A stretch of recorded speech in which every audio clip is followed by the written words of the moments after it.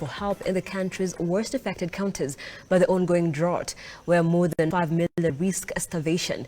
The agencies have asked the government to step in and mitigate the situation by providing relief food and cash transfers. Measure President opens our coverage tonight.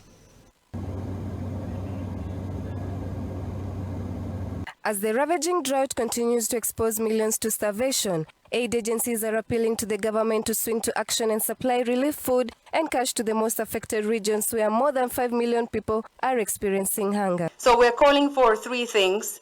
First, we need a life-saving injection of money, and we need to meet the UN appeal of 6 billion. Unfortunately, at the moment, we're talking about 3% of that 6 billion has been funded. And this is very urgent funding that needs to be flexible, because the flexible funding is what is most needed in a moment of crisis like this.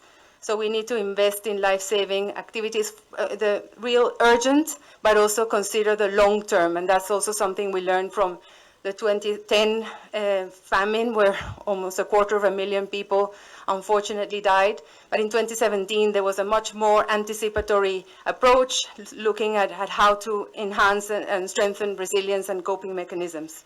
So we need to really focus on how rich governments are going to, at this moment, also have their attention on these countries, on East Africa, and ensure that there is support, because the fiscal space and the ability to invest is severely curtailed. As Oxfam ourselves, we are also ramping our own response, and we're urgently needing another 31 million in order to reach 1.3 million people additionally to the ones we're already supporting.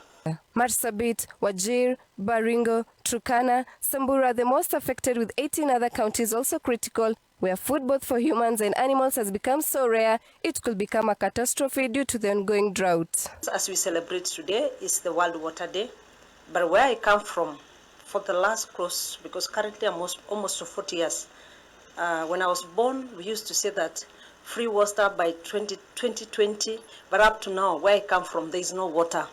We still drink that dirty water from the sun, or we wait for, just rain to come. So when we celebrate water, let's also think critically. How do we also support for those communities who are also fighting different other calamities, climate change, drought, diseases? Because if there is no water, of course, there are also couples of diseases, so that we can also give attention to them.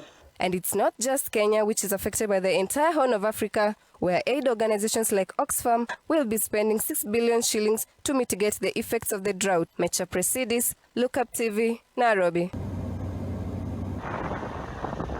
And of course,